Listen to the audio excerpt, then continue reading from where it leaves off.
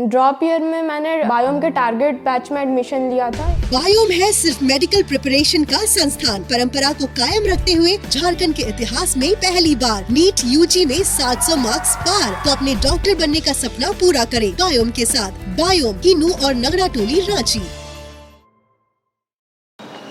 महिलाओं के विधायिका में 33% आरक्षण के लिए नारी शक्ति वर्धन विधेयक पेश होने का बीजेपी और कांग्रेस ने स्वागत किया है। कांग्रेस की ओर से कहा गया है कि कांग्रेस ने 2010 में ही महिला आरक्षण का विधेयक लाया था। वहीं बीजेपी के प्रदेश महामंत्री प्रदीप वर्मा ने कहा है कि इससे विधायिका में महिलाओं का सही प्रतिनिधित्व होगा। 1947 में जब देश आज़ाद हुआ उस समय ये तय हो गया था, भारत को अगर एक विकासशील देश के रूप में देखना है, एक विकसित देश के रूप में देखना है, तो देश की आधी जनसंख्या जो इस देश की महिला शक्ति है, नारी शक्ति है, बिना उसके सशक्तिकरण के ये संभव नहीं होगा। भारत की सर्वोच्च संसद में अभी महिलाओं का प्रतिनिधित्व 15% और कई बार तो उससे भी कम रहता है। तो ऐसे में कैसे हम नारी सशक्तिकरण की बात कर सकते हैं जब देश की सर्वोच्च संस्था में ही उनका प्रतिनिधित्व एक उनके जनसंख्या के रेशनल में न हो। भारतीय जनता पार्टी का सदा से ये मानना रहा है कि भारत की संसद में नारी शक्ति का उचित प्रतिनिधित्व हो। आदरणीय प्रधानमंत्री जी नारी सशक्तिकरण की दिशा में हमेशा से गंभीर रहे। अपने कार्यकाल के प्रारंभ से ही उन्होंने, चाहे उज्ज्वला गैस योजना हो, चाहे महिलाओं के नाम पे प्रधानमंत्री आवास का आवंटन हो, चाहे महिलाओं के नाम पे जो शौचालय बने ताकि महिलाओं की इज्जत आबरू सुरक्षित रहे, तो हमेशा से नारी सशक्तिकरण की दिशा में वो गंभीर रहे हैं।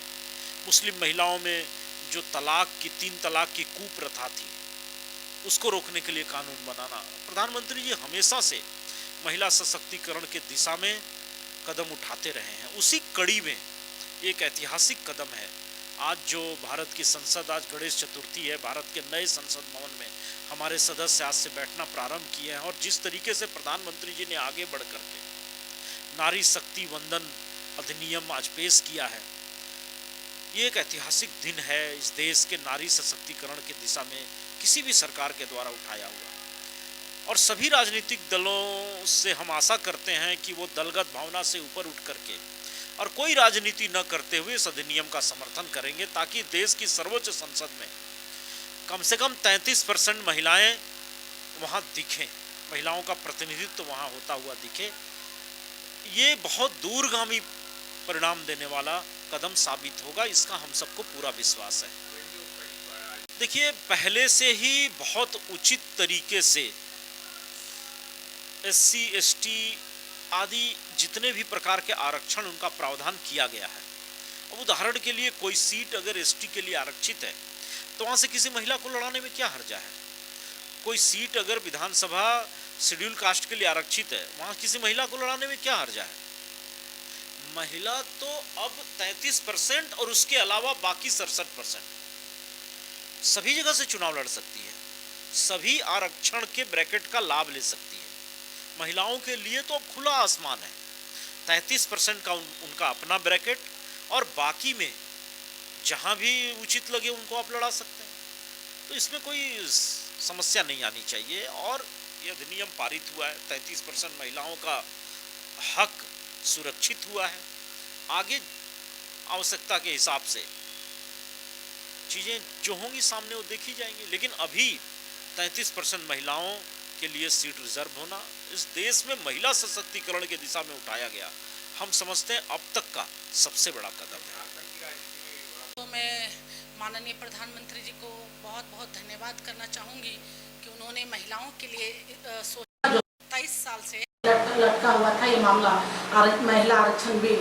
आपको याद होगा कि कांग्रेस की सरकार में राज्यसभा में गया था लेकिन लोकसभा में पारित हुआ ही नहीं। तब लोकसभा खत्म हुआ तो एक तरह से आरक्षण भी उस समय कोई बात ही नहीं हो पाई। तो एक तरह कह सकते हैं जो भी सरकारें रही है वो हमेशा कोई ना कोई बहाना करके सिर्फ एक तो आईवास करके लोगों को बेवकूफ़ बनाने का काम किया, लेकिन हमारे माननीय प्रधानमंत्री जी ने जो अभी काम किया बहुत ऐतिहासिक है। और नए संसद भवन में ये पहला जो ऐतिहासिक है, और ये तो इतिहास के पन्नों में लिखा जाएगा कि महिला आधी आबादी होती है और आधी आबादी को उन्होंने ऐसा सोचा।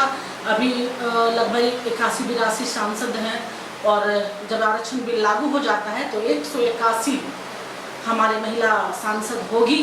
और आप कह सकते हैं जब महिला सांसद होगी और विधानसभा में महिलाओं का प्रतिनिधित्व ज़्यादा होगा तो इनके पीछे जो महिलाएं जो हुजूम है वो अपनी बातों को इन महिला सांसद विधायकों के पास रख सकती है। जो पुरुषों के नेता के सामने बोलने में झिझक होती है, तो महिला अपने नेतृत्व अपनी महिला को चुनेगी, क्योंकि ऐसे भी आधी आबादी है। और 2019 में भी 67% महिलाएं वोट की थी पूरे इंडिया में। तो हम कह सकते हैं भारतवर्ष में महिलाओं के लिए बहुत ऐतिहासिक क्षण है, जो 27 वर्षों से हम लोग जिसकी आस देख रहे थे। आज पहला कदम कह सकते हैं, या कह सकते हैं कि ये बहुत थोड़ा ही है कि हम लोग इसमें जरूर आरक्षण लागू हो जाएगा तो महिलाओं का उत्थान विकास, और जो कहते हैं कि आधी आबादी बराबर का हिस्सेदारी, तो ये साबित करते हैं। बहुत बहुत धन्यवाद प्रधानमंत्री माननीय नरेंद्र भाई मोदी जी। महिला आरक्षण बिल आना ये बहुत ही सुखद बात है। कांग्रेस पार्टी ने पूर्व में ही राज्यसभा से महिला आरक्षण बिल को पारित करवाने का काम किया है, लेकिन उस वक्त की परिस्थितियां कुछ थी कि कुछ राजनीतिक दलों ने इस महिला आरक्षण बिल का विरोध किया था, जिसके कारण कि ये महिला आरक्षण बिल पूर्व में लटक गया था। लेकिन कांग्रेस पार्टी की मंशा शुरू से यह रही है कि हम कैसे महिलाओं को 33% आरक्षण जो है देने का काम करें, और इस दिशा में कांग्रेस पार्टी ने सकारात्मक रूप से पहल भी किया, और पहल करते हुए हमने राज्यसभा से इस बिल को पारित भी करवाने का काम किया था। तो प्रधानमंत्री जी ये कोई नई बात नहीं कर रहे हैं, और प्रधानमंत्री जी को ये बहुत पहले कर लेना चाहिए था, क्योंकि अब चुनाव आ रहे हैं तो अब उनको बहुत तरह की बातें याद आएगी। तो स्वाभाविक तौर पे ये बातें 2014 के बाद से लगातार सदन भी चला है, तो प्रधानमंत्री जी को कभी भी इसको पटल पे ला करके इसको पास करवाना चाहिए था। लेकिन हम ये कह सकते हैं कि देर से ही सही, लेकिन ये सुखद बात है।